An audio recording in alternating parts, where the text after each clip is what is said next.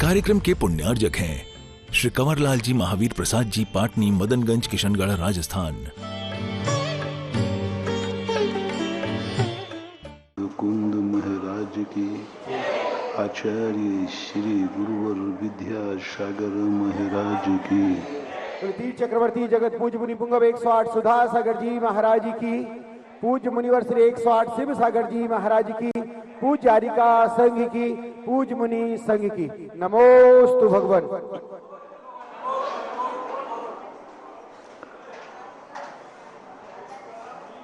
अतिशय उसे कहते हैं जो नहीं होना है वो हो जाए, जो नहीं है वह अस्थिमान हो जाए। अतिशय और चमत्कार, ये दो शब्द सारे जगत को आकर्षित करते हैं। सारा जगत आज के समय पर अतिशयों को खोज रहा है, चमत्कारों को खोज रहा है। थोड़ा सा भी कोई चमत्कार दिखता है, व्यक्ति दौड़ पड़ता है। और अतिशयों के पीछे तो व्यक्ति पूरी ताकत लगाए हुए। और अतिशय दो प्रकार के होते हैं। एक अतिशय स्वयं में प्रकट होता है और एक अतिशय दूसरों में प्रकट होता है जो हमारे काम आता है। उपादानकृत अतिशय और निमित्तकृत अतिशय, दो अतिशयों के प्रति संसार में बड़ी चर्चा होती है। तो अतिशय की परिभाषा है कि जो नहीं होना था वो हो जाए। जैसे अग्नि उष्ण होती थी वो जल हो जाए, चमत्कार हो गया। लगी थी सिंहासन वो सूली थी वो सिंहासन हो गया। घड़े में नाग था वो हार हो गया। इसको बोलते हैं अतिशय, इसको बोलते हैं चमत्कार। जो होना ही नहीं था वो हो गया। सांप कभी हार होता ही नहीं है, कभी नहीं होता, लेकिन हो गया। ऐसे जो अतिशय के लिए अपनी चाहत है, तो इन अतिशयों को अपन को खोजना। अपना मन भी अतिशय की तरफ जा रहा है। हम खुद अतिशयवान नहीं बन पाए, लेकिन हम दूसरे में अतिशय चाहते हैं जिसका लाभ मुझे मिलना चाहिए। सबसे बड़ी बीमारी लोगों में है दूसरे की कमाई मुझे मिलना चाहिए। आज जुए का जमाना है, आज चोरी चपाटी का जमाना है, आज व्यक्ति के पुरुषार्थ का जमाना नहीं है। आज सबसे ज्यादा व्यक्ति के मन में दो भाव आते हैं। दूसरों की कमाई खाने का मौका मिले और अपनी कमाई का मौका मिले तो आप किसे खाना पसंद करेंगे ज्यादातर? उदाहरण है हमारे पास। आपके टिफिन में रोटियां हैं, पूड़ी हैं, और किसी दूसरे ने का भी खाने का मौका है कि वहां आपको भोजन उसने बुलाया है, कहा है, तो आप दोनों में से कौन सा टिफिन खाली करोगे पहले?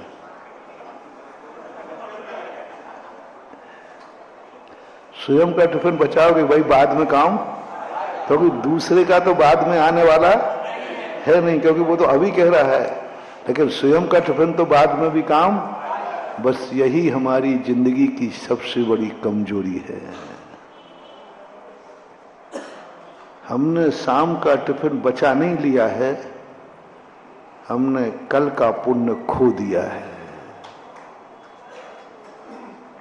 जब जब हम अपने भाव करते हैं कि दूसरे की कमाई मेरे काम आ जाए, दूसरे का पुण्य मेरे काम आ जाए, दूसरा व्यक्ति मेरे काम आ जाए, बस यही अपनी शक्तियों का ह्रास करने का मूल कारण है। अपने पास शक्तियां कम नहीं है, बहुत शक्तियां हैं, लेकिन वे शक्तियां सब निस्तेज हो रही हैं, निस्तेज हो रही, कोई प्रभाव ही नहीं पड़ रहा। पंचम काल में सब कुछ निस्तेज हो जाता है। पहले जो भोजन में रस था अब रस रहा ही नहीं, पहले जो फलों में रस था वो रस रहा ही नहीं। पूज्य गुरुदेव एक उदाहरण सुनाया करते थे कि एक राजा जब जंगल में भटक गया तो भटकता हुआ उसको एक झोपड़ी मिली, छोटा सा बगीचा था, और वो राजा वहां पहुंच के पानी मांगता है तो वहां एक माझी रहा करती थी। माली ने देखा राजा धूप में तपा हुआ है, गर्मी में आया है, तो गांव के लोग क्या है, एकदम गर्मी में सीधा पानी, क्योंकि उसको झकर लग जाएगी, झकर लू लग जाएगी, ऐसा होता है ना। तो उसने कहा नहीं भैया बैठो तुम, हम ऐसी चीज तुम्हें पिलाते हैं जिसमें झकर भी नहीं लगे और प्यास भी बुझ जाएगा। तो उसके बगीचे में अनार लगे हुए थे, तो वो जल्दी गई, एक अनार तोड़ा, लोटा भर के, बोले ये पी लीजिए, दोनों काम हो गए। राजा ने वो अनार का रस पिया, इतना अच्छा था, इतना स्वादिष्ट था कि राजा को बहुत अच्छा लगा। पर एक हमेशा ध्यान रखना, बड़े आदमियों को, राजाओं को कभी अच्छी चीज नहीं दिखाना।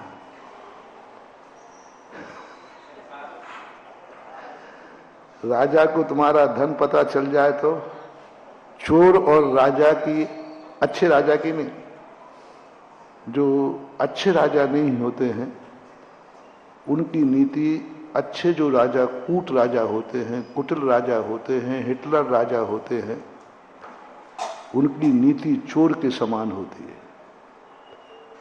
चोर और कूटनीतिक राजा में कोई अंतर नहीं होता। चोर पर जिसकी दृष्टि पड़ जाए, चोर की जिस पर, उस वस्तु को क्या करेगा, वो पाने का प्रयास करेगा। पापियों का एक लक्षण है, अपन लोग भी अपनी जिंदगी में शिक्षाएं लेते जाएं। किसी व्यक्ति की कथा सुना रहे हो तो ये मत समझना मेरा कथा सुनाना पर्पस है। मेरा पर्पस है कि अपन सबको उससे कुछ शिक्षा लेना है और कुछ सुधारना है। कभी भी किसी के पास कोई वस्तु दिखे जो तुम्हें अच्छी लग रही हो, और यदि तुम्हारा ये भाव आ जाए, यह वस्तु इसके पास है, अच्छी है, मुझे मिलना चाहिए, कैसे प्राप्त करूं, समझ लेना संसार के सबसे बड़े पापी तुम हो और तुम्हारा विनाश चालू हो गया, डाउनफॉल। बस उसी दिन तुम अपना अशुभ मान लेना कि अब हमारा बुरे दिन आने वाले हैं।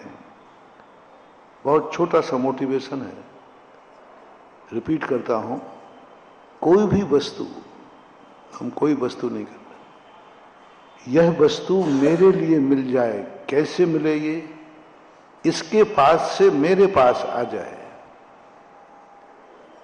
इसके पास से मेरे पास कैसे आएगी, समझ लेना तुम्हारी जिंदगी का बहुत अशुभ दिन चालू हो गया, अमंगल चालू हो गया। अब तुम्हें कोई उठाने वाला नहीं मिलेगा, क्योंकि तुम दूसरे की वस्तु उसने जो प्राप्त की है उसको तुमने पाने का भाव किया, तुमने लेने का भाव किया, पर वस्तु से हमें कुछ भी। और तुम्हारा ये भाव आ जाए, अब दो भाव अच्छे व्यक्ति के बताते हैं, ये तो निकृष्ट व्यक्ति का काम है। कोई भी दूसरे की वस्तु को अपन को पाने का भाव आ रहा है, ये भाव निकृष्ट है। अब उसमें कुछ भी हो सकता है, कुछ भी हो सकता है, धन भी हो सकता है, दौलत भी हो सकता है, परिवार भी हो सकता है, बच्चा भी हो सकता है, स्त्री भी हो सकती है, मकान भी हो सकता है, जमीन भी हो सकती है, शास्त्र भी हो सकता है, ज्ञान भी हो सकता है, धर्म भी हो सकता है, भगवान भी हो सकता है, गुरु भी, XYZ कुछ भी हो। जो वस्तु दूसरे के पास है वह वस्तु मेरी हो जाए, ये है व्यभिचार, ये है पाप। ये अपनी जिंदगी में कभी आने मत देना। जिस दिन तुम्हारे मन में ये भाव आ जाए, समझ लेना तुम्हारा डाउनफॉल चालू हो गया। अब तुम कितना ही कुछ कर लेना, कितने ही धर्म कर लेना, कितने ही पुण्य कर लेना, सब क्षय प्राप्त होता जाएगा, सब क्षय प्राप्त हो जाएगा। कितने मैं मुनि तपस्या भी करूं तो मेरा क्षय प्राप्त हो जाएगा। मैं ये भी करूं, भगवान के पास जो कुछ है सब कुछ मुझे मिल जाए, भगवान का, मेरा हो जाए, भगवान का नहीं। वो क्या करेंगे? उनका हमें मिल जाएगा तो वो क्या करेंगे? जिनगुण संपत्ति हो मध्यम की बात अभी बता रहा हूं। ये भाव कभी नहीं करना, तुम अपने हिसाब पे लगाना, सब चीज में लगाना। चाहे वो पिछी कमंडल भी हो, महाराज का पिछी कमंडल मुझे मिल जाए, बहुत अच्छा लग रहा है, तो तुम क्या करना चाहते हो? महाराज को बिना पिछी कमंडल ही करोगे? नहीं। हमारे यहां उपकरण दान कहा है। हम पहले महाराज को देंगे, फिर बाद में लेंगे। अब दो भाव करना है। एक भाव करना कि जिनके पास वह वस्तु है जो मेरे पास नहीं है और मैं चाह भी रहा हूं, यदि किसी के पास वो वस्तु मिल जाए तो बस इतना प्रमोद भाव करना, इतने हर्षित होना कि उसको जाके जय जिनेंद्र कर लेना, नमोस्तु कर लेना, वंदना कर लेना। भगवान की वस्तु मुझे पसंद है। भगवान के पास जो अनंत चतुष्टय है, अनंत ज्ञान दर्शन है, वो मुझे पसंद है, बहुत पसंद है, बहुत पसंद है। तो अब मैं उसे छीनने का भाव नहीं करूंगा, मैं छीनने का भाव नहीं करूंगा, मैं उनको नमस्कार करने का भाव करूंगा। धन्य है प्रभु, आपने वो पाया जो मैं पाना चाहता हूं। आप वहां पहुंच गए जहां मैं जाना चाहता हूं। आप उस दशा को प्राप्त हो गए जिसको मैं ललचा रहा हूं। आपको प्राप्त हो गया, मैं आपको नमोस्तु करता हूं, मैं आपकी वंदना करता हूं। बस उनके गुणों को देख करके वंदना करने का भाव आ जाए, समझ लेना वे भी भगवान बने रहेंगे, तू भी भगवान बनने की प्रक्रिया चालू हो जाएगी। नीति ये कहती है, ऐसा कार्य करो कि सामने वाले को हानि नहीं हो और मुझे लाभ हो जाए। सामने वाले को हानि नहीं हो, मुझे लाभ हो जाए। वंदे तद्गुण, भगवान के गुण नहीं आएंगे। हमारा दीपक तो बुझा हुआ है, हमें जलाना तो है। जिंदगी में उजेला तो चाहिए। अंधेरे की जिंदगी अच्छी नहीं, अंधेरे में ठोकर लगती है। उजेला चाहिए। एक उजेला ये है कि दूसरे का दीपक हम छीन करके अपने घर में जला लें। उजेला हो जाएगा कि नहीं? लेकिन ये उजेला ज्यादा दिन नहीं चलेगा। ये उजेला ज्यादा दिन नहीं चलेगा। नीति कहती है कि तुम ऐसा कुछ करो, अपना खुद का बुझा हुआ दीपक उस दीपक की संगति में भेज दो, वह भी जलता रहेगा, उसके घर में भी जलता रहेगा, तुम्हारे घर में भी उजेला हो जाएगा। भक्ति का नाम यह है। जैन दर्शन की भक्ति और अन्य विचारकों की भक्ति में यही अंतर है। सारे विचारक ये कहते हैं, भगवान आप मेरी जिंदगी में उजेला लाओ, आप मेरा कार्य करो, आप ही मेरे कर्ता धर्ता हैं, आप जो करेंगे वही होगा, जो करेंगे वही मुझे करना है, सब कुछ आपको करना है, मैं कुछ नहीं करना। अंतर समझना, जब तुम्हें किसी बड़े आदमी से ये भाव हो जाए, भगवान मुझे कुछ नहीं करना, मैंने तो भंवर में नैया तेरे भरोसे, मुझे कुछ नहीं करना, सब तुझे करना है, मुझे तो कुछ करना ही नहीं। इसको बोलते भक्तिवाद। जैन दर्शन भक्तिवाद में नहीं आता। जैन धर्म ईश्वर को मानता है, ईश्वरवाद में नहीं आता। ईश्वर शब्द की जो सत्ता है वो स्वीकार करता है, लेकिन ईश्वर के भरोसे अपनी जिंदगी नहीं छोड़ता। इसलिए जैन दर्शन को ईश्वरवादी नहीं कहा, कि जैन दर्शन ईश्वर के वाद को स्वीकार नहीं करता, क्योंकि ईश्वरवाद वही है जो सब कुछ ईश्वर के हवाले छोड़ दो, तुम्हें कुछ नहीं करना, जो भगवान करेगा वह तुम्हें स्वीकार कर, जिस विधि से भगवान रखे वैसे रहना है, जैसा चाहे उसकी मर्जी है, हमारी कोई मर्जी नहीं। अपनी मर्जी को खत्म करो, समाप्त कर दो, मेरी कोई मर्जी नहीं है, जो भगवान की मर्जी है वही मेरी जिंदगी है। ये विचार संसार के बहुतायत विचारकों के हैं और इसी को लोग पसंद कर रहे हैं। लोग इसको बहुत पसंद करते, तुम्हें कुछ नहीं करना, बस तुम तो जाके भगवान के पास जाओ, उनकी पूजा करो, प्रसाद चढ़ाओ, उनकी अर्चना करो, उनको अगरबत्ती लगाओ, उनको बस कुछ नहीं करना, बाकी जो कुछ करना है सब भगवान को करना है। उनकी वही नीति है कि यदि शेर सामने हो तो हमें क्या करना चाहिए, तो नीति कहता है आपको कुछ नहीं करना, अब तो जो कुछ करना है शेर को करना है, तुम्हें कुछ नहीं करना है। यही नीति भगवान में अपनाते हैं। यदि तुम्हें भगवान मिल जाए तो तुम्हें क्या करना है, भगवान को यदि मानूं तो हमें क्या कर्तव्य है, तो नीति बनाई गई तुम्हें कुछ नहीं करना, अब जो करना है भगवान को करना है। यह जो विचारधारा है यह ईश्वरवादी की विचारधारा है। जैन दर्शन कहता है नहीं, जैन दर्शन कहता है नहीं, भगवान तुझे कुछ नहीं करना है, तेरे मिलने के बाद जो कुछ करना है मुझे करना है। तेरे को कुछ नहीं करना है, इसलिए जैनियों के भगवान कुछ नहीं करते, हाथ में हाथ। बहुत बड़ा लॉजिक है इसमें। बहुत समय तक मैं चिंतन इस पर करता रहा कि जैनियों की मूर्ति दुनिया की मूर्तियों में इतना अंतर क्यों है। जैन भक्त क्यों बैठालता है ऐसे भगवान को जो कुछ नहीं करना है। आशीर्वाद देते बिठावे, आशीर्वाद सब कुछ देते हुए बैठालना चाहिए, लेकिन नहीं। जैनी कहता है भगवान आप कुछ नहीं करेंगे, यदि तुमने किया तो मेरे भगवान नहीं कहलाओगे। सम्यक दृष्टि कहता है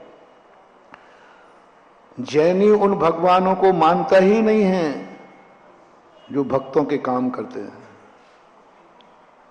जो दुनिया के काम करते हैं, जो भक्तों के काम निपटाते हैं। भगवानों के काम, भक्तों के सारे काम करते। भगवान भक्त से कहते बेटा सो जा, कुछ नहीं, मैं हूं ना तेरे लिए, मैं सब निपटा दूंगा। जैन दर्शन कहता है कि भगवान यदि तुमने मेरे काम किए तो मैं तुम्हें भगवान मानना बंद कर दूंगा। इसलिए जैनियों ने कौन सी मूर्ति बनाई, पलौथी लगाए, खड़गासन लगाए, हाथ पे हाथ रखे, नासा भी दृष्टि, आपको देखना भी नहीं। मैं आपके दरवाजे आया हूं, आपको पता नहीं रहना चाहिए कि मैं आया हूं, आप मुझे नहीं पहचानेंगे। बहुत बड़ा लॉजिक है मानो, एक एक चीज में बहुत लॉजिक। भगवान आपको पता नहीं होना चाहिए कि मैं भक्त हूं,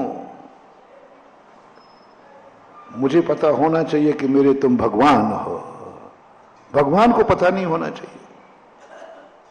भगवान आपको, यदि आपकी लिस्ट में मेरा नाम लिखा है कि हमारे इतने भक्त हैं, तो मेरे भगवान हो ही नहीं सकते, मेरे भगवान नहीं हो सकते।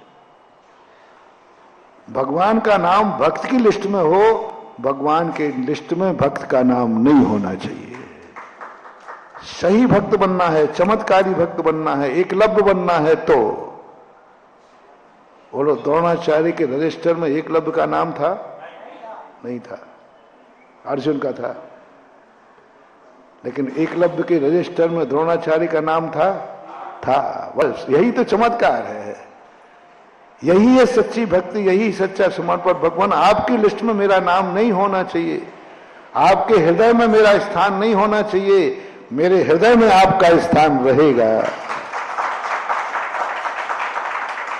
तौ पादौ मम हृदय, मम हृदयम तब पदद्वये, मैं आपके हृदय में रहूं, इतना उद्दंड नहीं हूं मैं, इतनी निकृष्टता नहीं है कि मैं आपके हृदय में रहूं, मेरा स्थान तो आपके चरणों में है।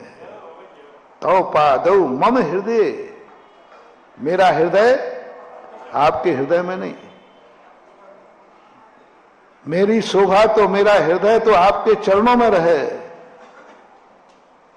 तो आपका हृदय भी मेरे चरणों में रहे। हाँ ठीक है, परस्पर देखो भाई, जब अपना हृदय उनके चरणों में, तो भगवान का हृदय भी अपने चरणों में रहना चाहिए, ऐसी गलती मत कर देना। तौ पादौ मम हृदय, मम हृदयम तब पदद्वये, आपका तो जो चरण है वो मेरे उच्चासन पर है, हृदय कमल पर है। आपके चरण हृदय पर रहे और मेरा हृदय आपके चरणों में रहे। इसलिए भगवान आपको कुछ नहीं, आपको तो पता ही नहीं करना, आपको नहीं देखना है कि भक्त आ गया है, आपको नहीं सोचना है कि भक्त रो रहा है, आपको कुछ नहीं, आपको तो खबर ही नहीं लेना चाहिए। इसलिए जैनियों ने, जैन दर्शन ने अपने भगवान को इस दुनिया से बेखबर कर दिया। मुनि महाराज तो फिर भी तुम्हारी थोड़ी बहुत खबर ले लेते हैं, थोड़ा आंख उठा के देख भी लेते हैं और आशीर्वाद भी ले देते हैं, लेकिन भगवान उस दशा में है जिसको दुनिया की खबर ही नहीं है, कुछ पता नहीं उनको दुनिया में क्या हो रहा है। रोते रहो, गाते रहो, मरते रहो, जीते रहो, उनको खबर ही नहीं, उनको अनुभव ही नहीं आता, उनको पता ही नहीं कि दुनिया में क्या हो रहा है। पूज्य कुंद कुंद भगवान नियम सार के अंदर कहते हैं, हे भगवान, आप मेरे भगवान क्यों हैं? क्योंकि आपको दुनिया की खबर ही नहीं है, आप तो वहां अपनी आत्मा में लीन है, अपने आप में निश्चय से भगवान आत्मा में लीन है, व्यवहार से सर्वज्ञ है। वो दुनिया को जानते नहीं है, दुनिया उनके ज्ञान में झलकती है। झलकना और जानने में बहुत अंतर है। सारा दर्पण तरेव सकला प्रतिफलंती मालिका यस्य, संपूर्ण पदार्थ उनके ज्ञान में झलक रहे, उनको कोई उपयोग नहीं, कोई अनुभव नहीं, कोई ज्ञान नहीं, नरकों में क्या हो रहा है, यहां क्या हो रहा है, कहां, कुछ मतलब ही नहीं, कोई मतलब ना। तो भगवान दुनिया के संबंध में सोचते, जैनियों का भगवान दुनिया के संबंध में कुछ नहीं सोचता। सारे दुनिया के हमने आराध्य देखे संसार की चिंता करते, संसार में अत्याचार फैलते हैं तो उनका नाश करने का भाव करते, पापियों को मिटाने का भाव करते, पाप को मिटाने का भाव करते, बहुत टेंशन में होता है, मीटिंग करते, सोचते इधर पाप की वृद्धि हो रही है, चलो इस पाप को हटाएं, यहां पापी लोग पैदा हो गए हैं, चलो पापियों का नाश करें। पापियों के नाश करने का भाव सभी में देखा, हम हर विचारकों के देखा जो जो यहां आराध्य करते हैं। भगवान कुछ ना कुछ भक्तों का टेंशन करते रहते हैं, भक्त को कैसे सुखी करूं, संसार को कैसे सुखी करूं, संसार के दुख कैसे मिटूं, संसार से आताताइयों को, पापियों को कैसे हटाऊं जिससे धर्मात्मा अच्छी तरह से रह सके। सभी प्राय जितने आराध्य हैं, आराधकों के, सब धर्मात्माओं की चिंता करते हैं, सब धर्मात्माओं की चिंता करते हैं। धर्मात्माओं की रक्षा हो, अधर्मी का नाश हो, धर्म का विकास हो, अधर्म का नाश हो। ये सभी आराध्य करते हैं। मैंने हर दर्शन के हर चीज में पढ़ लिया, सब यही चिंता करते रहते बैठे बैठे, इस संसार को कैसे सुखी करूं, ये भक्त दुखी है इसको कैसे सुखी करूं, एक ही चिंता बस। जो दूसरों की चिंता निरंतर करता रहता है, दुनिया उन्हें ही आराध्य मानती है। अब एक और जैन दर्शन अलग क्यों हुआ दुनिया से, दुनिया के विचारों में क्यों नहीं मिल पा रहा है? अलग संप्रदाय है सो बात नहीं, ना जाने भारत में कितने संप्रदाय हैं, सब एक विचार में मिल गए, सबका एक ही विचार है, भगवान अलग अलग है, विचार तो एक ही है, विचार एक ही है, सब अद्वैतवादी हैं, सबके विचारों में अद्वैतवाद है, नाम अलग अलग है। लेकिन जैन दर्शन किसी से मैचिंग नहीं कर रहा है, क्योंकि जैन दर्शन का व्यक्ति तो अलग है ही, विचार भी अलग है। जैन दर्शन कहता है भगवान वही है जो किसी की चिंता नहीं करता, किसी के काम नहीं आता, किसी के संबंध में कुछ नहीं सोचता, कुछ भी नहीं, धर्मात्माओं की रक्षा करने का भी भाव नहीं, धर्म की रक्षा करने का भी भाव नहीं, अधर्मी के नाश का भाव नहीं, अधर्म के मिटने का भाव नहीं। ऐसी दशा जिस भगवान की होती है उसका नाम है जिनेंद्र देव, जो किसी की चिंता नहीं करना, रिपीट कर रहा हूं, जो किसी की चिंता करता है, जैन दर्शन उसे जिनेंद्र नहीं कहता, गुरु कह देंगे, महान आत्माएं कह देंगे, पूजनीय है, आदरणीय है, वंदनीय है, सब कुछ कहो, महान आदमी है। देखो 24 घंटे परोपकार की चिंता करते हैं, जो दूसरों की चिंता हमेशा करते हैं वे संसार में वो कहते रहे भैया भगवान देवता आदमी है, क्यों?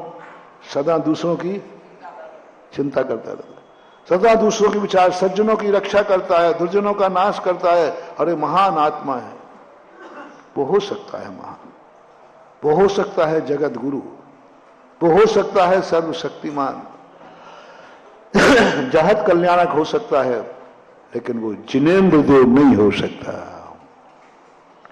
जिनेंद्र देव का अर्थ है कुछ भी नहीं, तुम्हें दुनिया की खबर भी नहीं होना चाहिए, दुनिया है भी कि नहीं।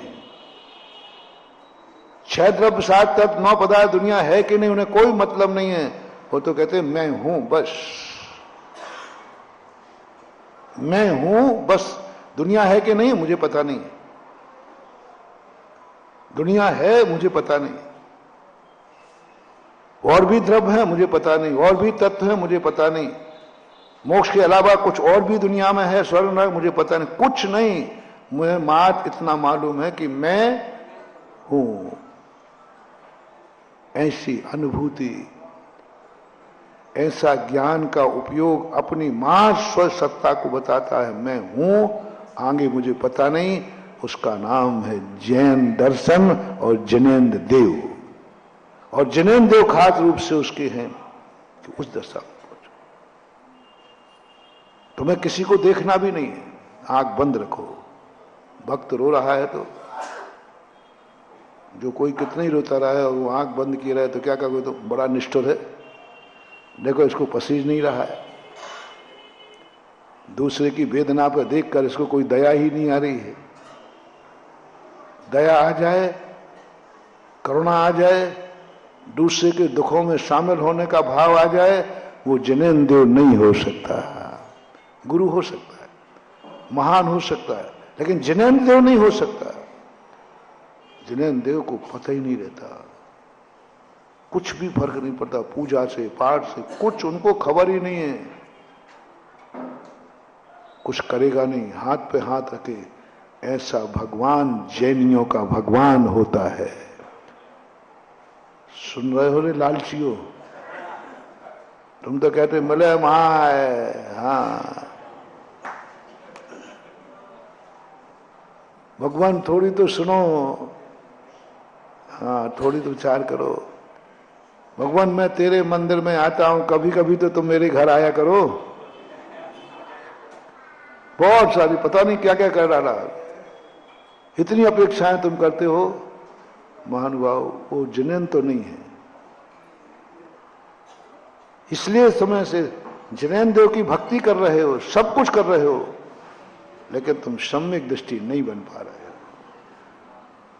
क्योंकि तुम्हारी दृष्टि में जब जब ये भाव आएगा, मेरी कोई चिंता नहीं, मेरे सारे कार्य भगवान करेगा, मैं भगवान का भक्त हूं, मेरा कोई कुछ नहीं बिगाड़ सकता, क्योंकि मेरे साथ भगवान है।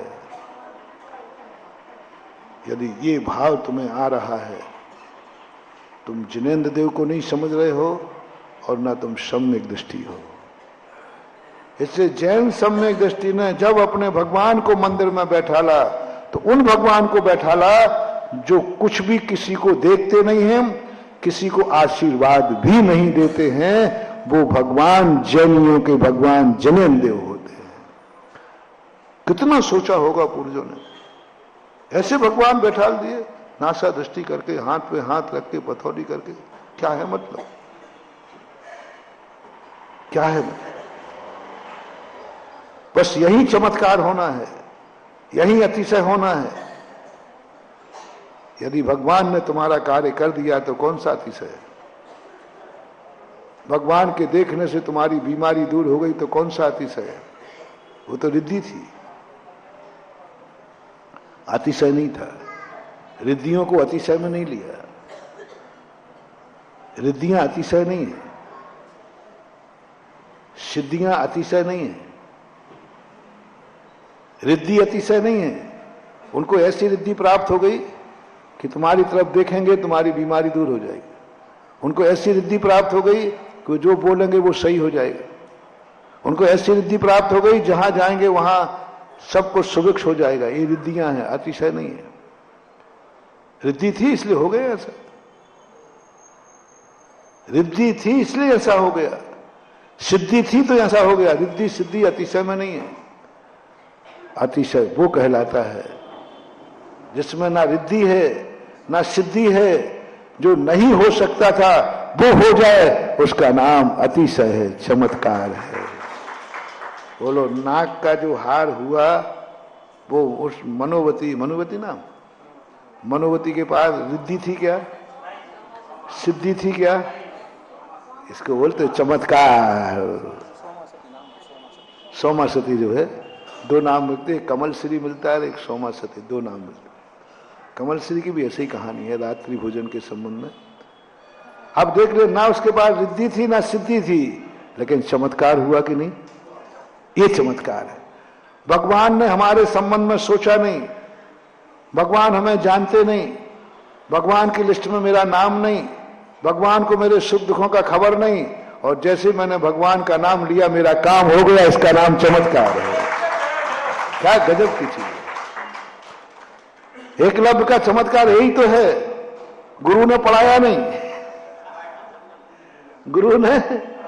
गुरु शिष्य को जानते नहीं, गुरु को पता ही नहीं कि एकलव्य भी कोई शिष्य है, फिर भी एकलव्य ज्ञानी हो गया। इसका नाम चमत्कार होता है। अर्जुन को गुरु ने ज्ञान दिया, काय का चमत्कार है? वो तो दिया ही, गुरु दे गई। गुरु ने अर्जुन के प्रति बहुत मेहनत की, बहुत पढ़ाया, बहुत उसको इतना अच्छा पढ़ाया, बहुत मेहनत की, वो वास्तुता की है। द्रोणाचार्य ने सबसे ज्यादा किसको पढ़ाने में मेहनत की? पूरी ताकत लगा दी, पूरी ताकत, अपनी सारी शक्तियां अर्जुन को दे दी, ब्रह्म विद्या तक दे दी। इतना मोह था, इतना राग था, और इतना दान देने का भाव था कि नहीं, मैं तो सब अर्जुन को दूंगा। धर्मराज को भी नहीं, भीम को भी नहीं, नकुल सहदेव को नहीं, कौरवों का तो सवाल ही नहीं उठता। अरे भाई, धर्मराज तो बड़ा था, धर्मराजा, लेकिन धर्मदान को नहीं दिया। ब्रह्म विद्या, चक्रव्यूह रचना धर्मराज को नहीं सिखाई, भीम को नहीं, किसी को नहीं सिखाई, अर्जुन को सिखाई। अर्जुन ज्ञानी बन गया, अर्जुन धनुर्धार बन गया, तो कौन सी बड़ी बात हो गई? कौन सी बड़ी गुरु कृपा थी? कौन सा तीर मार लिया उसने? देखो, मैं शब्द वेदी बाण जानता हूं, मैं ब्रह्म विद्या जानता। अरे तो काय को तीर मार रहा है? गुरु की कृपा थी इसलिए सब हो गया। अब चमत्कार देखना, एकलव्य के पास गुरु चाहता ही नहीं था, बल्कि गुरु देश करता था। एकलव्य की कहानी पढ़ना। जब एकलव्य शिक्षा लेने के लिए गया, भरी सभा में एकलव्य का बहिष्कार हुआ था, निकाल दिया था। तुम्हें चल यहां से, तुम्हारे लोगों को, तुम जैसे लोगों को यहां शिक्षा नहीं, यहां राजपुत्र शिक्षा लेते हैं, हम राजपुत्रों को शिक्षा देते हैं। ये कहा था वहां द्रोणाचार्य महाराज। नहीं, यहां राजपुत्र होते हैं, छोटे मोटे लोगों को मैं नहीं पढ़ाता, मैं छोटा मोटा गुरु नहीं हूं, मैं राजकुमारों का गुरु हूं। बताते हैं कि उनको ऐसी अपवित्रता में माना कि पूरे गुरुकुल को धोया गया, उसके जाने पर धक्का मार के बाहर निकाला गया, बड़ी घृणा से निकाला गया। गुरु ने घृणा की और ऐसी घृणा करके निकाल दिया। तो एकलव्य तो गुरु की तरफ से कोई कृपा थी ही नहीं, नाम नहीं था, भूल गए, सब कुछ भूल गए, ज्ञान भी नहीं दिया। चमत्कार, इसे बोलते चमत्कार। गुरु उपेक्षा कर रहा है और शिष्य कह रहा है, गुरु कह रहा है तू मेरा शिष्य नहीं, और शिष्य कह रहा है तेरे अलावा मेरा कोई गुरु नहीं। चमत्कार होने वाला है। बस गुरु क्या कह रहा है, तू मेरा, और शिष्य कह रहा है तेरे बिना मेरा। बस यहां होना है चमत्कार। और जहां गुरु कहे तू मेरा शिष्य है और गुस्सेला भी कह रहा है फिर गुरु जी तुम भी मेरे, तो ये कोई चमत्कार नहीं है, तो व्यापार है, ये तो लेन देन, ये तो मोह है, ये तो राग है, ये तो सारा संसार ही चलता है। तुम हमारे, हम तुम्हारे, तुम हमारे नहीं तो हम, संसार ही तो चलता है। इसी का नाम तो संसार है, कोई चमत्कार नहीं। चमत्कार वहां है जो गुरु कह रहा है तू मेरा शिष्य नहीं, और शिष्य कह रहा है तेरे बिना मेरा कोई गुरु नहीं। मैं तुझे पढ़ाऊंगा नहीं और तेरे बिना मैं पढ़ूंगा नहीं। गुरु क्या संकल्प कर रहे हैं, तुझे मैं, और शिष्य क्या कह रहा है तेरे बिना मैं पढ़ूंगा नहीं। मैं तुझे आशीर्वाद नहीं दूंगा, तेरे आशीर्वाद के बिना मैं कुछ करूंगा नहीं। और गुरु कह रहा है मैं तुझे आशीर्वाद दूंगा ही नहीं। शिष्य कहता है तुम्हारी मर्जी तुम करो, मैं तुम्हारे आशीर्वाद के बिना करूंगा नहीं। सब कुछ उल्टा।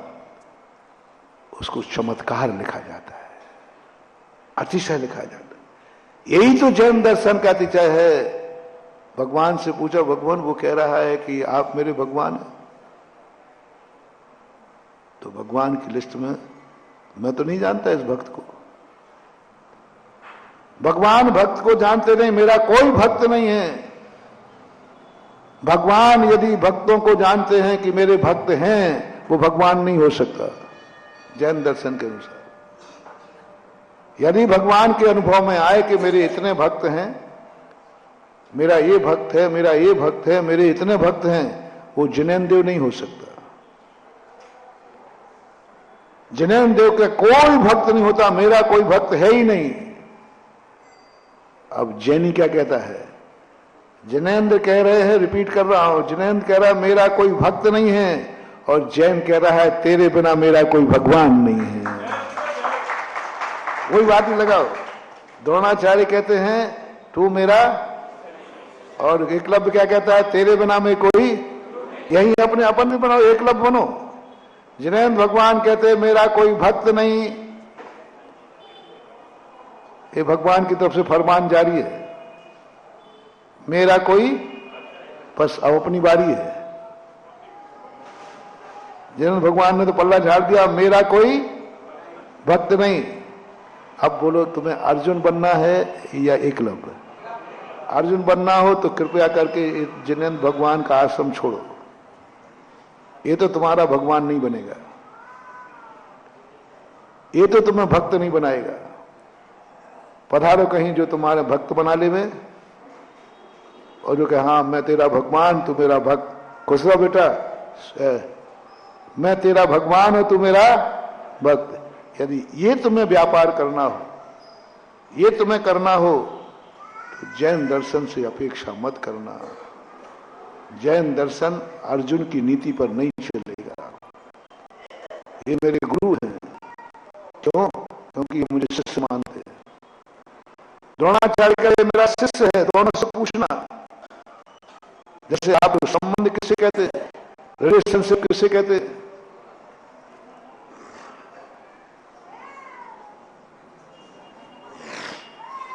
संसार का कोई संबंध बताओ जो एक तरफ से हो। जैसे आपने कहा ये मेरा बेटा है, तो बेटे ये कौन है, तो वो क्या कहेगा? बोलेगा एक तरफ का संबंध होता ही नहीं, संबंध दोनों होते। ये पति है तो ये तुम्हारे समधी है तो तुम उनके, कहीं भी देख लो कोई भी संबंध बनाओगे दोनों तरफ से होगा।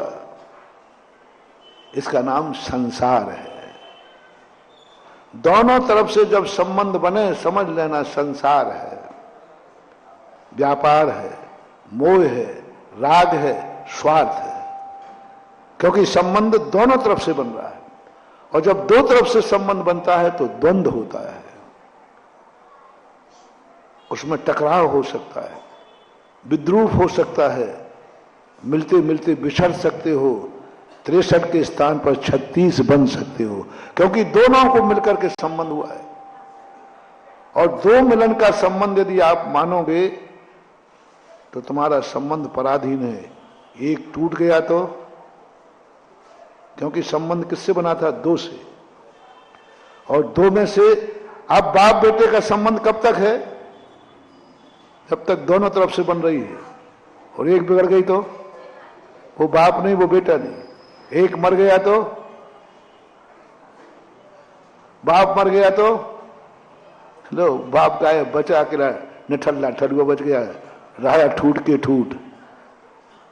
और बेटा मर गया तो, हाँ, बनारसी दास ने लिखा है 10 भये 10 मूंगे रहे ठूट के ठूट। उनकी 10 संतानें हुई और 10 मर गई। वो खुद लिखते रहे ठूट के ठूट। तो तुम्हारा संबंध दो पक्षी है, और दो पक्षी संबंध पर कभी विश्वास मत करना। एक टूट जाएगा संबंध खत्म हो जाएगा। एक मर जाता है विधुर हो जाता है, एक मर जाता है विधवा हो जाती है, लो खत्म। क्या रहा तुम्हारी जिंदगी? क्या रहा तुम्हारी जिंदगी? दुखमय हो गई। तुम जिंदा हो लेकिन पत्नी मर गई तो क्या हो गए? विधुर हो गए। स्त्री जिंदा है, अभी जिंदा है, बहुत छोटी जिंदगी है, लेकिन पति मर गया तो क्या हो गया? बोलो ना, विधवा हो गई। मैं जिंदा हूं और विधवा हो गया। स्वयं जिंदा है और अशुभ हो गया, स्वयं जिंदा है और दुखी हो गई। सारे संबंध ऐसे ही मानना। मैं धनी हूं, धन चला गया तो, जितने संसार के दो पक्षी संबंध हैं, इससे दो मोटिवेशन लेना। दो संबंधों पर कभी विश्वास मत करना, क्योंकि द्वंद्व हो सकता है और कभी भी टूट सकता है, चाहे वो गुरु शिष्य का क्यों ना हो। शिष्य बिगड़ जाए, अब गुरु से पूछो। यदि गुरु बन करके रहना है तो शिष्य से मिला के चलो, भैया बेटा बना रहना तेरी बदौलत है। और गुरु रूठ गया तो शिष्य खत्म, कोई मतलब ही नहीं निकलता। जैन दर्शन ने ये चमत्कार करके दिखाया, मेरी रिलेशनशिप दो पक्ष से, दोनों तरफ से नहीं होगी। जो संबंध दोनों तरफ से हो, उस संबंध पर कभी विश्वास मत करना। चाहे वो गुरु का हो, चाहे भगवान का हो, चाहे बाप का हो, चाहे परिवार का हो, चाहे दोस्त यार का हो, चाहे किसी का भी हो, जड़ का हो या चेतन का हो। तुम्हारे पास जो संबंध है वो एक पक्षी है कि दो पक्षी? दो पक्षी है। इससे सब धोखेबाज है, विश्वासघात हो सकता है। कभी भरोसे पे मत रहना, संबंधों पर कभी भरोसा नहीं रखना, क्योंकि ये दोनों तरफ से संबंध हुआ है। दोनों तरफ से संबंध हुआ है, उस संबंध पर कभी भरोसा मत करना, नहीं तो तुम बहुत संकट में पड़ जाओगे। चाहे कोई भी संकट क्यों ना हो, गुरु शिष्य का भी क्यों ना हो। यदि गुरु तुम्हें शिष्य मानता है, तुम गुरु को गुरु मानते हो, ज्यादा विश्वास मत करना, बहुत खतरे में पड़ जाओगे, तुम कठपुतली बन जाओगे, वो नचा देगा तुम्हें, क्योंकि तुम गुरु की कृपा के बिना नहीं जी सकते। गुरु ने शिष्य मानना छोड़ दिया तो हो सकता है नचा देगा गुरु तुम्हें, क्योंकि उसके हाथ में तुम्हारा शोषण कर लेगा, तुम्हें कठपुतली बना लेगा, क्योंकि वो समझ गया कि तू मेरे बिना नहीं चल सकता है, मेरी कृपा के बिना नहीं चल सकता है, मेरे आशीर्वाद के बिना नहीं चल सकता है। यदि ये गुरु को ये मालूम चल जाए, वो शिष्य को दास बना लेगा, वो शिष्य का ऐसा शोषण करेगा, क्योंकि उसको वीक पॉइंट पता चल गया, इसका मेरे बिना आज जो कुछ भी है सब मेरी कृपा से है, मेरे नाम से है, मेरे कारण से इसको दुनिया पूछ रही है। और यदि मैं कह दूं मैं इसका गुरु नहीं, दुनिया इसको पूछेगी नहीं। ये गुरु को यदि मालूम चला है तो महानुभाव सावधान रह जाना, तुम्हें वो गुरु रुला देगा, शोषण करेगा, तुम्हारी जिंदगी बर्बाद हो जाएगी, क्योंकि तुम्हारा संबंध, तुम्हारी जिंदगी गुरु के आश्रित है, तुम्हारा शिष्यत्व गुरु के आश्रित है, और किसी के आश्रित तुम रहे नहीं, पराधीन। अब गुरु के शिष्य को निपटाओ,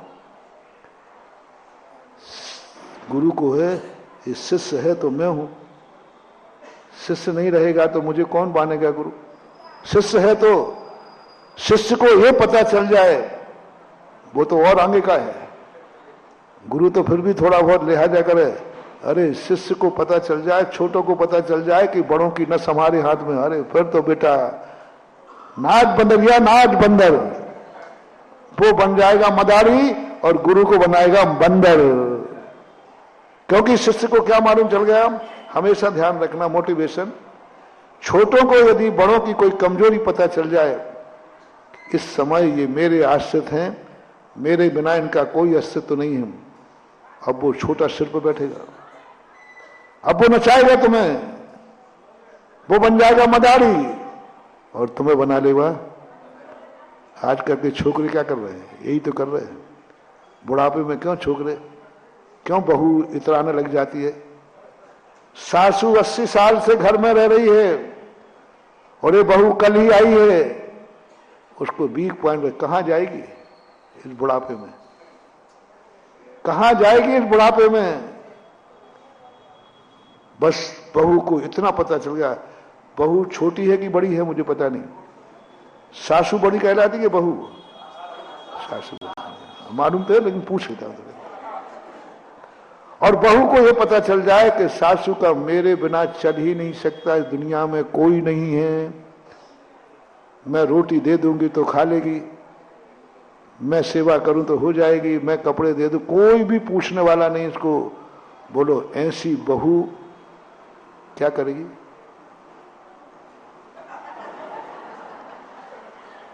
बोलो बोलो, वो तो कर ही रही हो, बताओ या नहीं बताओ। मां सबसे बड़ा वीक पॉइंट ये है कि उसको ये पता चल गया कि सासू मेरे बिना कुछ नहीं कर सकती, तो वो सतरा सुनाती है, उसको ये भी डर नहीं लगता माँ जी नाराज जाएगी कहाँ, कौन पूछने वाला बुढ़ापे में, रोटी बना नहीं सकती। ये तो इनकी हाल है। मैंने कुछ गलत तो नहीं कहा। 99% सासुओं की आफत थी, बड़ी है माँ जी है, 50 साल से घर में रह रही है, तो कल आई है। मात इसको एक पता चल गया सासू का कि इसका मेरे अलावा कोई नहीं है। और आजकल का तो हार और, क्योंकि एक ही छोरा पैदा किया, तो बहू भी कितनी रहेगी। पहले 2-4 बहुएं होती थी, 2-4 बच्चे हो जाते, इससे बिगड़ गई तो उससे बिगड़ गई तो बहुएं सोचती थी अरे माँ जी उधर चली गई तो माल उधर चला जाएगा। हाँ मैंने सारे शोध किए हुए हैं, चिंता नहीं करना, मैं बैठे बैठे ऐसे ही नहीं करता। पहले सासू बहू मनाती थी, अरे सासू कहीं उधर चली गई देवरानी के पास तो माल कहां जाएगा, तो वो मना दी, माँ जी कोई तकलीफ तो नहीं है। और आज उसको क्या पता चल गया, एक ही बेटा है, एक ही बहू है, जाएगी कहां और माल भी कहां जाएगा। छोकरे का देख लो आज क्यों बाप के प्रति, पापा छोकरे को अहंकार आ गया आज के बच्चों में, पापा जाएंगे कहां, खर्चा तो मेरे ही से उठाना है। वो सुना देता है, कहां जाएंगे पापा, मेरे अधीन है, मेरे बिना कुछ भी नहीं है उनका। और दोनों बैठकर निर्णय कहते हैं कोई बात नहीं, खूब सुनाओ, जम के सुनाओ, कहां जाएंगे, कोई भी इनका ठिकाना नहीं है मेरे अलावा। उनको छोटे को वीक पॉइंट पता चल गया, अब वो नचा लेंगे, तुम्हें नचा लेंगे, क्योंकि वसीयत भी अब कहीं जाने वाली नहीं भी देगा बाप तो मरने के बाद अपने आप नाम। पहले तो डर था कि यदि पापा नाराज हो गए तो वसीयत किसके नाम लिख देंगे, हाँ डर रहा। इसलिए महानुभाव अपनी जिंदगी को कभी छोटों के अधीन मत होने देना, बेटों के अधीन मत होने देना। इसलिए 2-4 बच्चे पैदा किया करो तो बुढ़ापा ठीक निकालने के लिए है।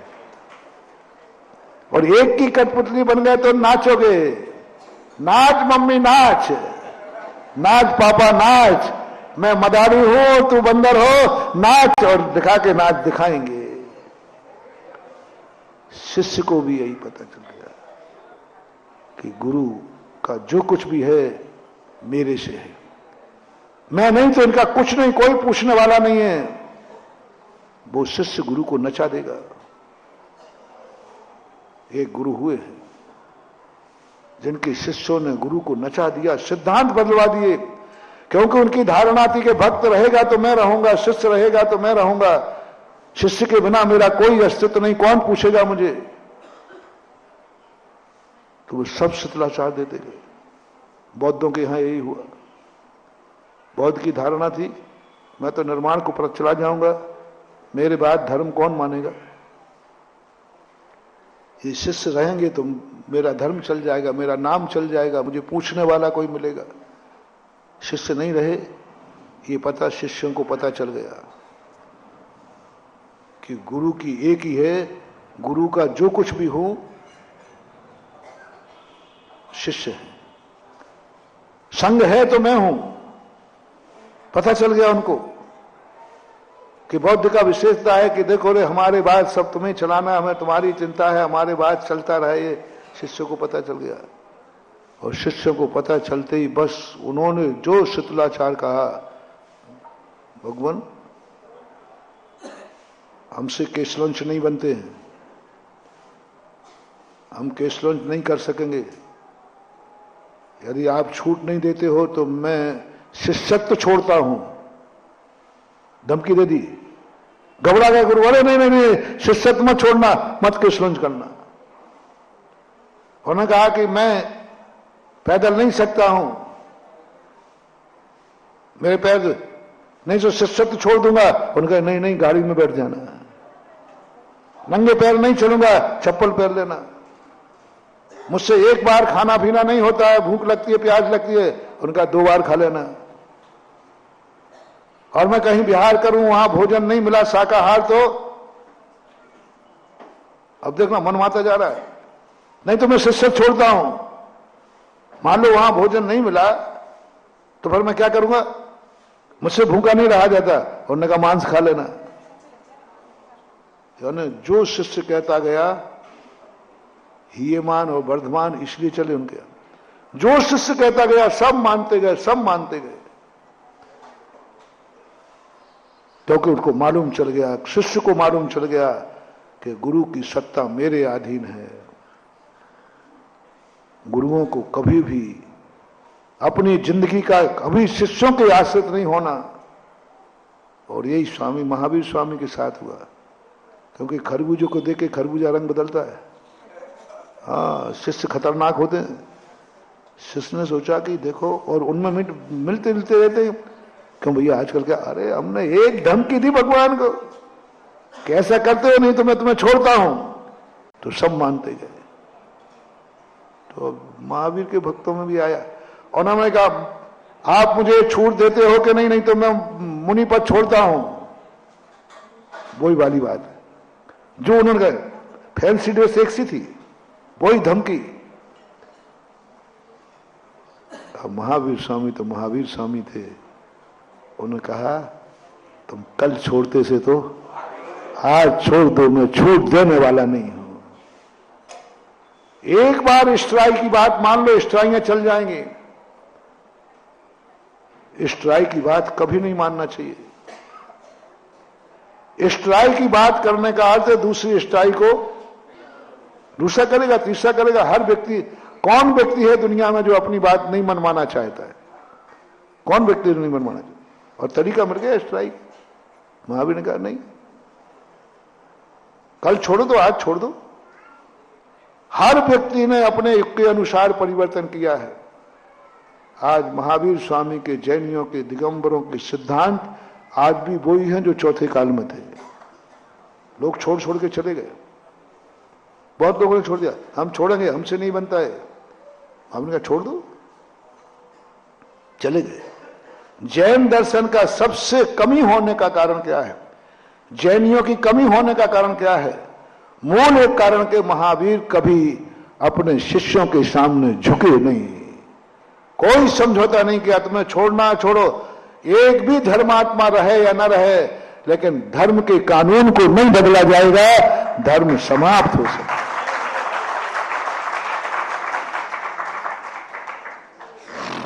मैं कहता हूं जैन दर्शन वो तर्कपूर्ण साइंस दर्शन है। यदि जैन दर्शन में महावीर स्वामी या कुंद कुंद आचार्य थोड़ी सी आपके अनुसार छूट देते जाए, जो आप मांगो वो छूट देते जाए, तो मैं कहता हूं सारे विश्व में जैन धर्म का राज होगा। आपने कहा साहब शराब की छूट दे दो, ठीक है बेटा, मान सब छूट देते जाओ,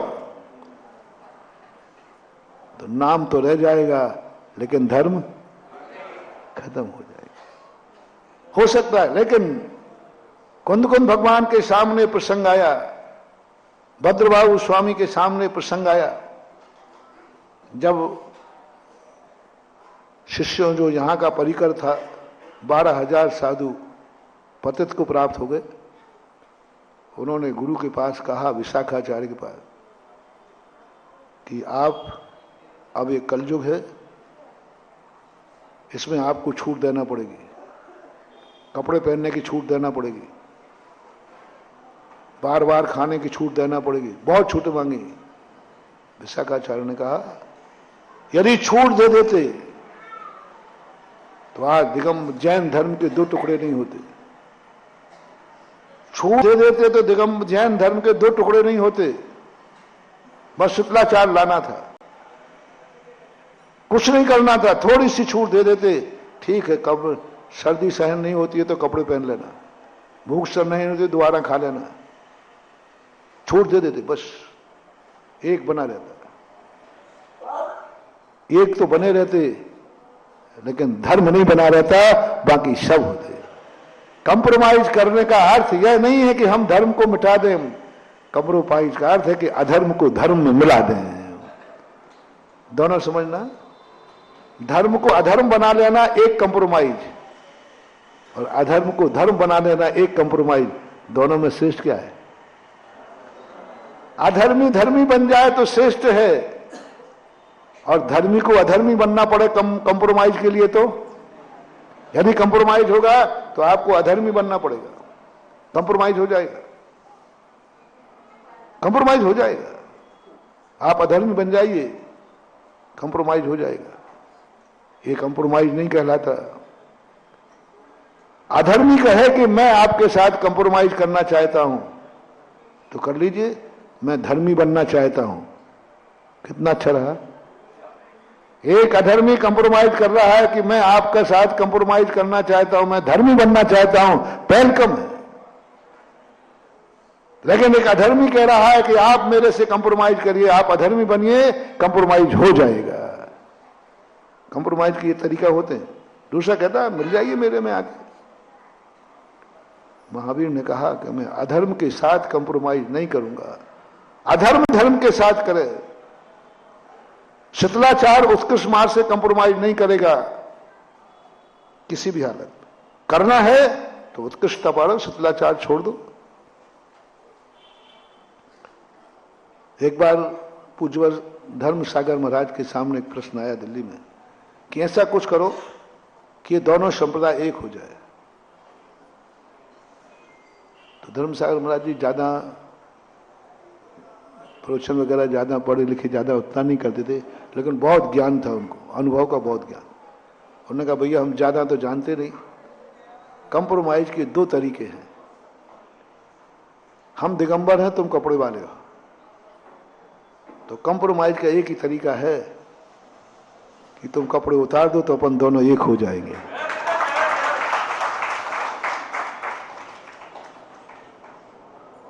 और यह दूसरा तरीका है कि हम कपड़े पहन ले।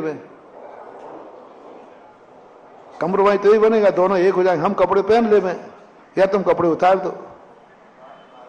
और एक तरीका और है, आधे तुम उतार दो आधे हम पहने ले रहे हैं। 50-50 ऐसे कहते ना आप लोग, भाई थोड़ा तू भी झुक जा थोड़ा। तो महाराज धर्म सागर महाराज जी कहते हैं भैया देखो, मैंने कपड़े पहनने का तो त्याग कर दिया है, तो प्राण जाए पर, लेकिन तुमने अभी उतारने का त्याग नहीं किया है। तुमने उतारने का त्याग नहीं किया, क्योंकि नहाते समय पहनते समय उतारते तो हो ही। यदि तुमने ये नियम लिया हो, वहां भी नियम नहीं होता। मैं अपनी जिंदगी में कभी कपड़े उतारूंगा नहीं, ऐसा नियम लिया जाता है क्या? होता ही नहीं नियम। मैं कभी जिंदगी में कपड़े उतारूंगा नहीं, ऐसा कोई नियम नहीं होता। लेकिन ये नियम तो होता है कि मैं जिंदगी में कभी कपड़े पहनूंगा नहीं। तो तुमने ये नियम लिया है क्या कि मैं जिंदगी में कभी कपड़े उतारूंगा नहीं? तो उन्होंने कहा नहीं, ये नियम तो नहीं है, कपड़े बदलता भी हूं।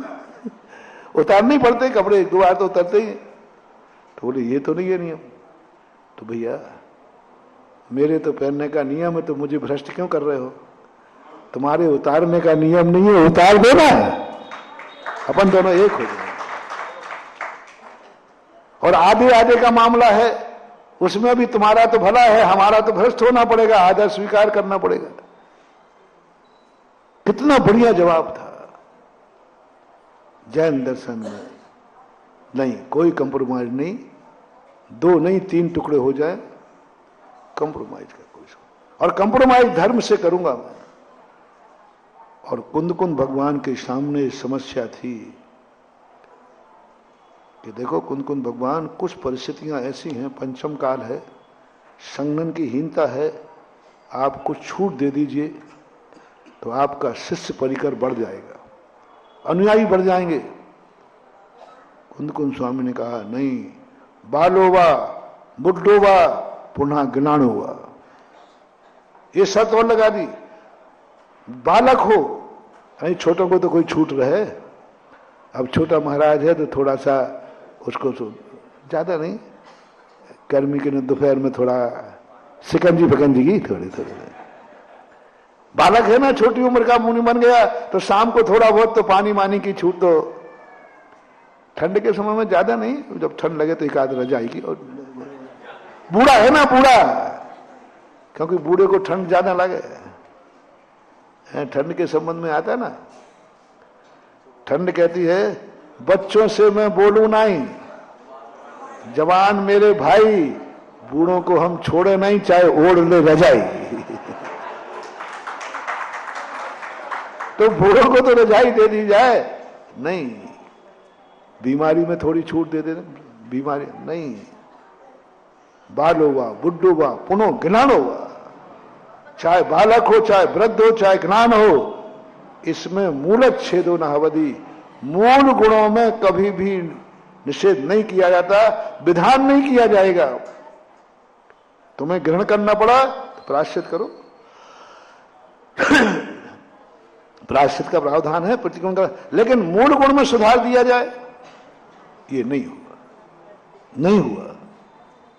और बाकी सब जगह देखो। इसलिए गृहस्थी में भी लगाते जाना, मोक्ष मार्ग में भी लगाते जाना। कभी अपनी जिंदगी को पराधीन मत होने देना। सामने वाले को ये पता चल जाए कि ये मेरे अधीन है, उसमें वो छोटा और है, बेटा है या शिष्य है या भक्त है, उसको ये पता चल जाए कि मेरे बिना नहीं हो सकता इनका, वो तुम्हारे लिए बहुत दुख दे देगा महानुभाव, बहुत दुख देगा, क्योंकि उसके बिना तुम्हारा कुछ अस्तित्व ही नहीं, कोई भी संबंध। तो सारे संबंधों में तुम इतने रिलेटेड नहीं हो जाना कि एक के बिना तुम टूट जाओ। यदि ये पता चल गया तो पत्नी हमेशा यही कहे, गड़बड़ किया तो मैं, आगे आप बोलोगे। जब पत्नी झगड़ा करती है और सर्विस वाले व्यक्तियों से, सर्विस वाली मैम साहब, थोड़ा शेयर करना, जिसकी मैम साहब नौकरी करती हो, अच्छा कमाती हो, और तुम में जो खटपट होती है, तो पत्नी अंत में क्या कहती है?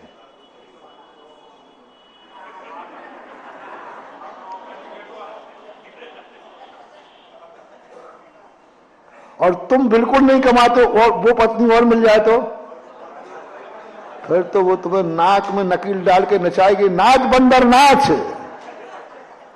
नहीं तो मैं डाइवर्स कर दूंगी, मैं डाइवर्स ले लूंगी, मैं पीहर चली जाऊंगी। तुम देखते रहियो, मैं मायके चली जाऊंगी, तुम देखते रहियो।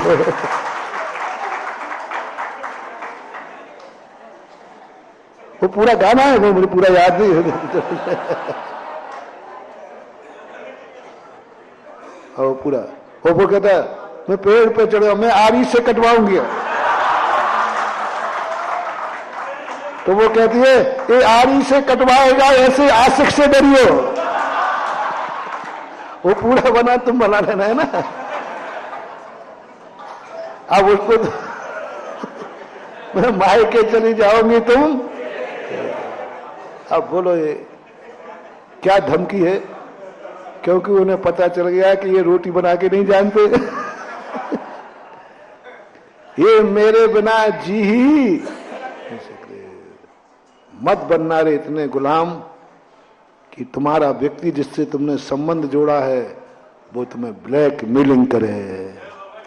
ये क्या है? मैं मायके चले जाऊंगी, तुम देखते रहियो। ये ब्लैक मेलिंग नहीं है? ब्लैक मेल किसे कहते भैया? इसी को कहते। आप ये करते हो, नहीं तो मैं तुम्हारा फोटो वायरल करता हूं। जिससे तुमने संबंध बनाया वो तुम्हें ब्लैकमेलिंग कर रही है, धमकी दे रही है, तुम फंस गए, तुम फंस गए। नहीं, संबंध बनाते समय ब्लैकमेलर नहीं होना कभी भी। कहीं ऐसा ना हो जाए कि वो तुम्हारे, बल्कि ये हो जाओ। एक व्यक्ति था, उसकी पत्नी हमें, तुमने गड़बड़ किया मैं फांसी लगा लूंगी, हमेशा एक, तेरी फांसी मत लगाना, मरना मत, नहीं तो हमें जेल हो जाएगा, मेरे क्या बच्चे क्या करेंगे, हम क्या करेंगे। और उसकी एक बन गई कि इनकी एक वीक पॉइंट है। तो एक दिन कहता है वो आके, महाराज जी मैं बहुत परेशान हूं, ऐसा कुछ करो। पत्नी जब भी देती धमकी देती है। क्या देती है?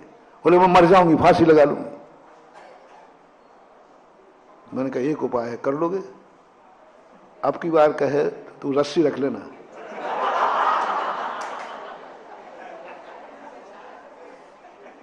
अब की वजह फांसी लग जाए तो बोले सही छतरानी है तो अब लगा के दिखा। और बोले रस्सी मेरा, बोले ये रस्सी पकड़ और लगा, और तू पंखे से बांध देना। बोले आज जल्दी लटक इस पे।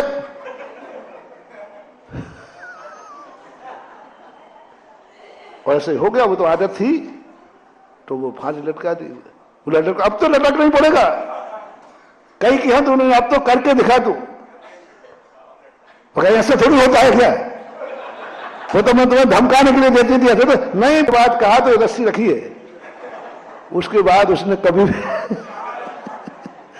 और जैसे वो कह रही, देख रस्सी बनी, मालूम है? ये है दुनिया में जीने का एक सबसे बड़ा वीक पॉइंट जो तुम्हारा है। तुम रिलेशनशिप के अधीन हो गए हो। और जब जब रिलेशनशिप से अधीन होगे तब तब तुम्हारे लिए कहीं ना कहीं से धोखा होगा। सामने वाला डाइवर्स करने की धमकी देगा। धन के अधीन हो जाओ, लक्ष्मी के अधीन हो जाओ। धन है मेरे पास, धन तुम्हें ये पता चल गया कि तुम धन के अधीन हो, धन भी ऐसी धोखा देगा, तुम्हें कंगाल बना देगा। धन के अधीन हो गए कि मेरा धन ही मेरी जिंदगी है, धन के बिना मैं नहीं जी सकता हूं। धन तुम्हारे लिए, धन भी तुम्हारे लिए कठपुतली बना के नाच। तू धन का एक नोट दिखाएगा तुम उसके पीछे नाचोगे, क्योंकि तुम किसके मुहताज हो गए? धन के। अब धन पाने के लिए तुम्हें कुछ भी करना पड़ेगा, तुम करो, करते हो, क्योंकि तुम्हें मालूम है धन ही जिंदगी है। अब उसके लिए तुम्हें कितना नीचे उतरना पड़े, कुछ भी करना पड़े, तुम करने को तैयार हो जाओ, क्योंकि तुम धन के अधीन हो गए। कभी मत होना महानुभाव। धन से कह देना तू कल जाता तो आज चला जा, मैं तेरे पीछे घूमने वाला नहीं हूं, मैं जैन हूं। धन कहेगा देख ये धंधा कर ले, करोड़ों के बारे न्यारे हो जाएंगे।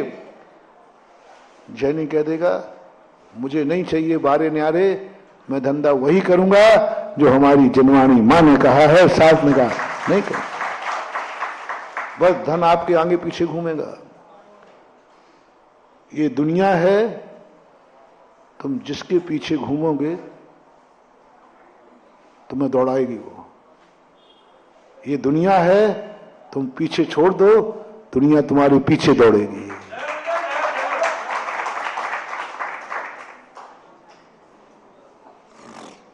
तुम दुनिया के पीछे दौड़ते हो इसलिए दुनिया दौड़ा रही है।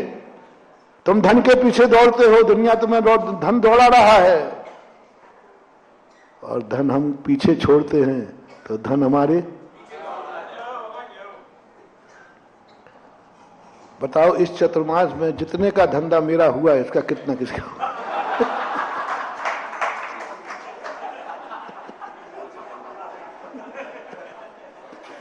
सागर में बता दो भैया। तुम धन के पीछे दौड़ रहे हो और मैं धन को।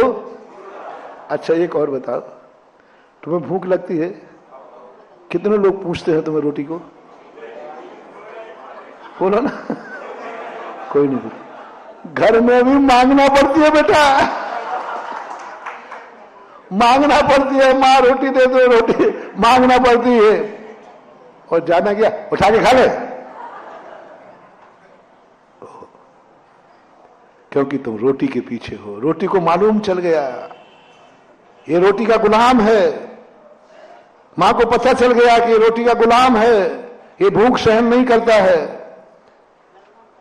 और हम लोग देखो रोटी को पीछे छोड़ के आए हैं। अब हम अंजलि लेके निकलते हैं। कितने लोग खड़े हैं? हम तुम्हारे दरवाजे नहीं है, यहां तक आ रहे हो। हाँ आओ। और क्या ठाठ है, थोड़ी सी गड़बड़ी हुई नहीं।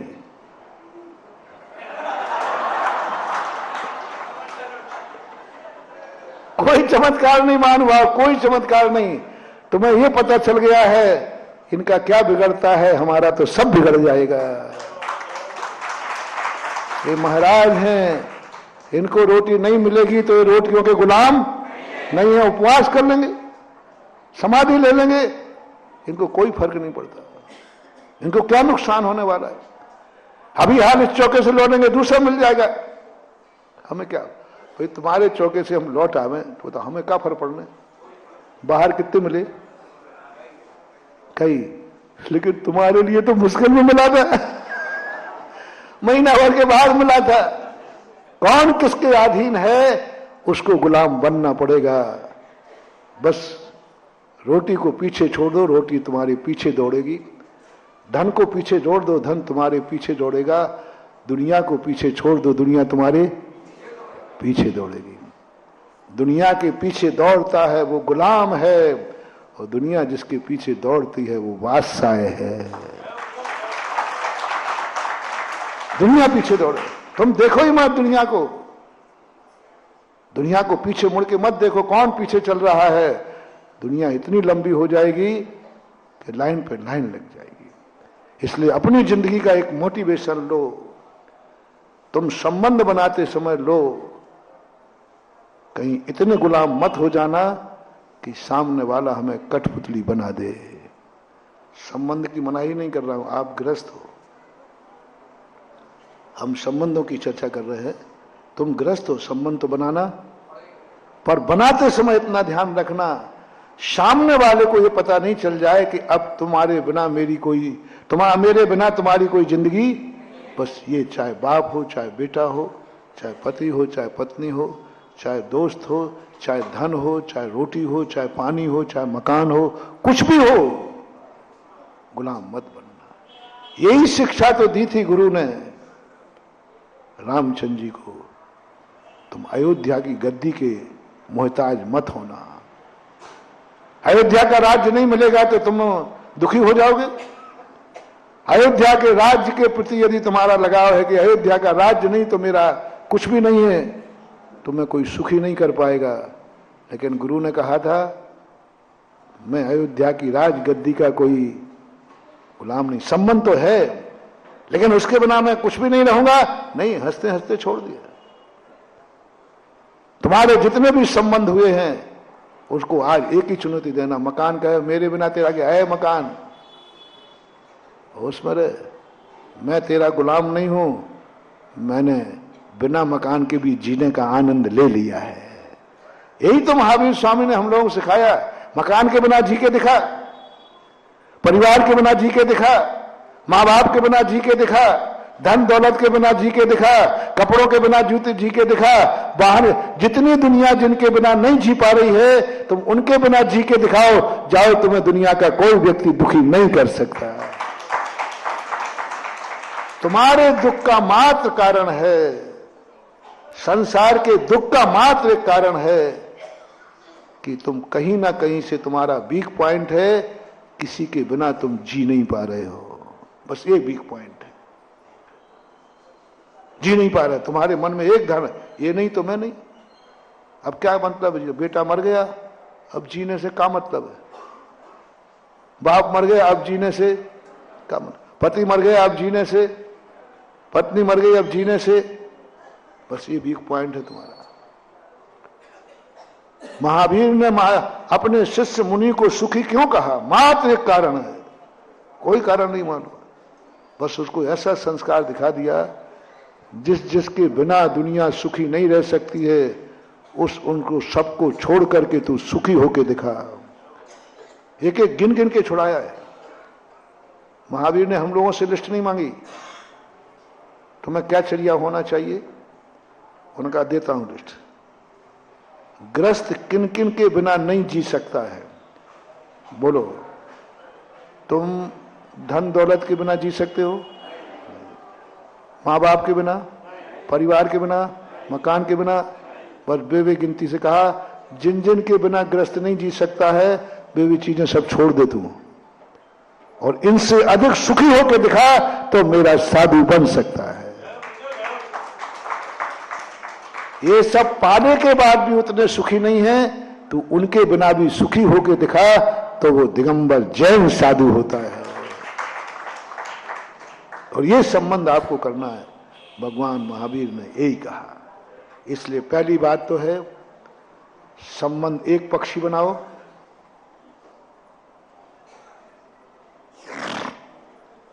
और दूसरा मोटिवेशन है तुम किसी से संबंध मत बनाओ, सारी दुनिया तुमसे संबंध बनावे। बस बहुत बड़ा मोटिवेशन दे रहा हूं। मानो तुम कुछ ऐसे बनो, तुम ऐसा कुछ करो कि तुम किसी से संबंध नहीं बनाओगे, बोलो, सारी दुनिया तुमसे संबंध बनाने के लिए दौड़ेगी। सारी दुनिया तुमसे संबंध बनाएगी, तुम किसी से नहीं बनाओगे। तुम्हें किसी की जरूरत नहीं पड़ेगी, सारी दुनिया को तुम्हारी जरूरत पड़ेगी। तुम किसी को नहीं देखोगे, तुम किसी के संबंध में नहीं सोचोगे, तुम्हारे संबंध में हर व्यक्ति सोचेगा। इसका नाम है जिनेंद्र देव। जिनेंद्र देव दुनिया के संबंध में नहीं सोचते, लेकिन सारी दुनिया, बोलो, अपन सब किसके संबंध में सोचते हैं, किसका ध्यान करते हैं, किसका नाम जपते हैं, और भगवान को मैंने पहले ही कह दिया, भगवान किसी के संबंध में अपने ज्ञान का उपयोग नहीं बनाता, किसी को अपने ज्ञान का विषय नहीं बनाता। और सारी दुनिया बड़े बड़े मुनिराज भगवान के संबंध में सोचते हैं, चिंतन करते हैं। भक्तांबर में आया ना कि हे भगवान, आप किसी को नहीं मानते, लेकिन आपको मुनि महाराज लोग भी क्या मानते हैं, आप पुनीत हैं, पुण्यवान हैं, आदि आदि शब्द आते हैं।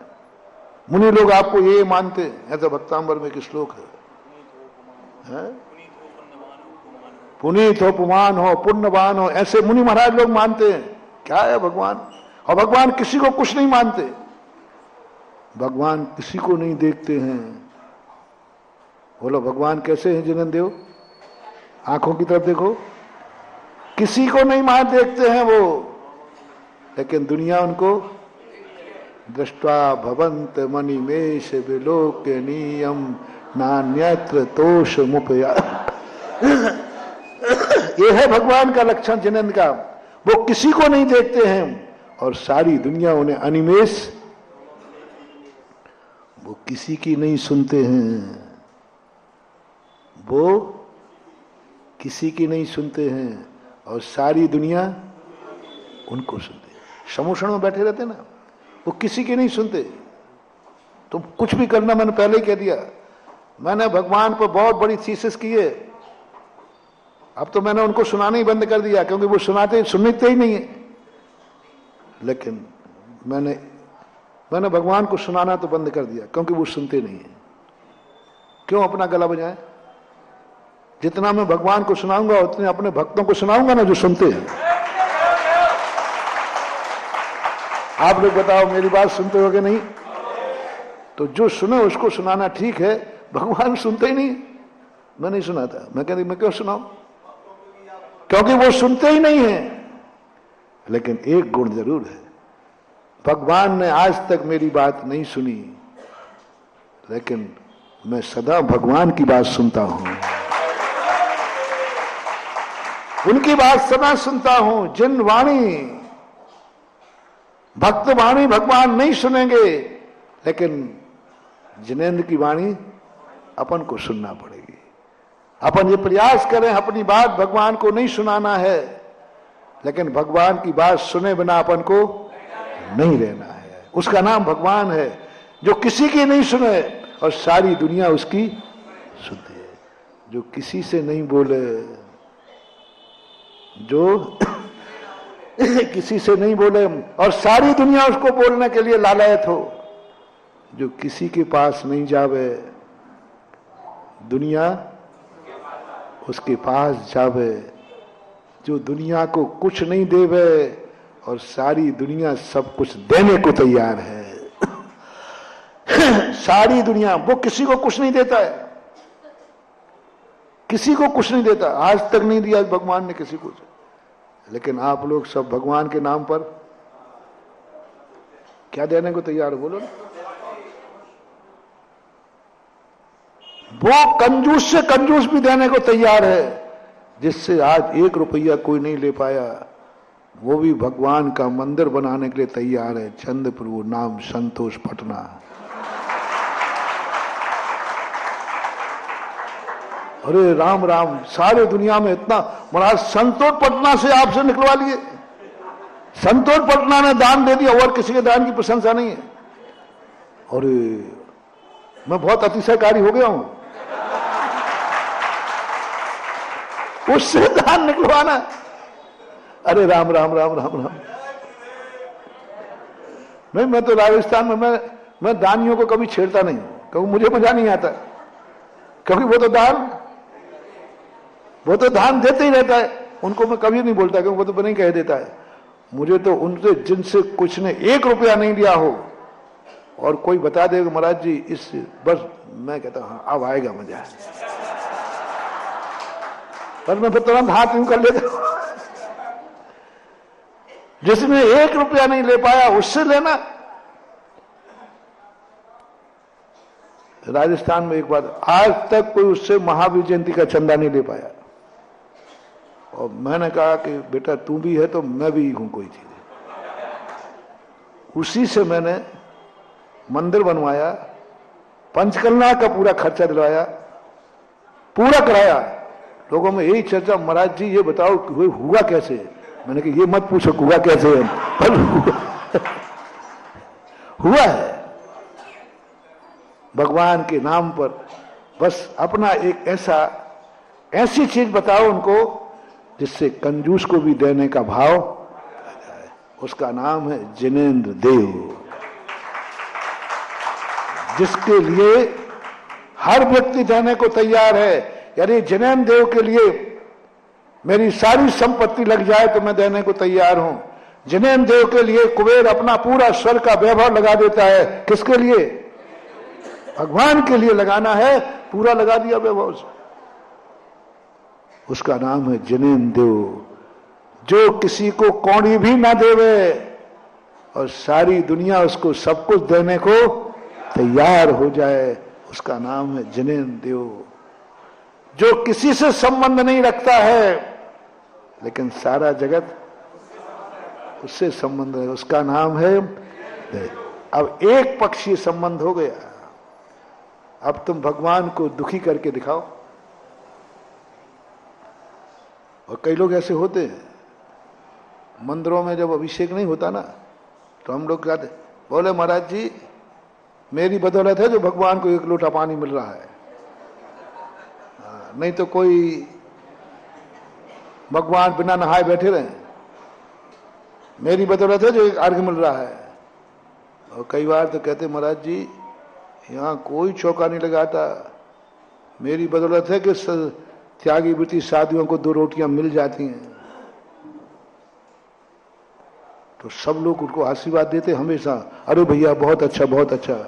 मैंने कही दादाजी ये बंद करो नहीं तो नरक जाओगे तो, क्योंकि तुम्हारी बदौलत तुम्हें मिल रहा है।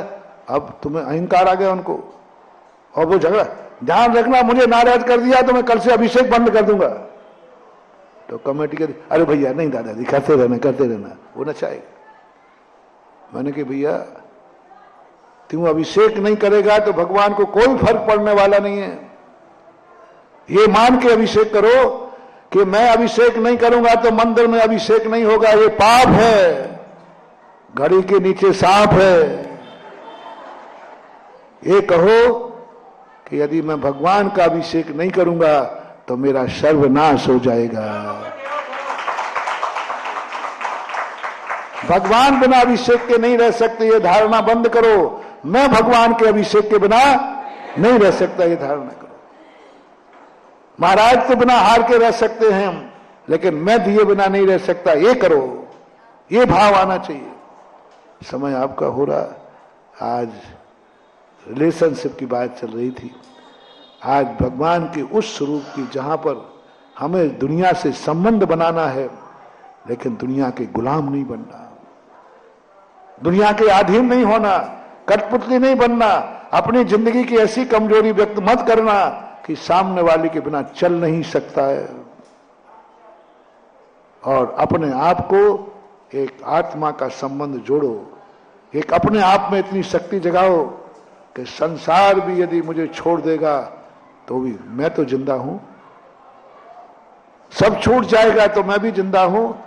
शरीर भी छूट जाएगा तो क्या फर्क पड़ता है। कार्तिकेय अनुपरीक्षा क्या छुड़ाया, सम्यक दृष्टि क्या कहता है, ये छूट गया बोले क्या फर्क पड़ता है, ये छूट गया बोले क्या फर्क पड़ता है। शरीर छूट गया तो क्या कहता है, क्या फर्क पड़ता है, रत्नत्रय तो मेरे पास है। यहां तक कि नवदलादी शरीर छूट जाए तो मैं शरीर का गुलाम नहीं हूं। कल छूटे तो आज छूट जाए, मैं तो रत्नत्रय हूं, मैं तो ज्ञान स्वरूपी हूं। मेरा ज्ञान नहीं छूटना चाहिए, मेरा रत्नत्रय नहीं छूटना चाहिए। शरीर छूटे तो छूट जाए। अब ऐसे व्यक्ति को दुनिया की कोई व्यक्ति दुखी नहीं कर सकती। महावीर भगवान पृथ्वी चक्रवर्ती जगत पूज्य निर्यापक श्रमण मुनि पुंगव 108 सुधा सागर जी महाराज जी की। भावों की निर्मल सरिता में अवगाहन करने आया। इस कार्यक्रम के पुण्यार्जक थे श्री कंवरलाल जी महावीर प्रसाद जी, पाटनी, मदनगंज, किशनगढ़, राजस्थान।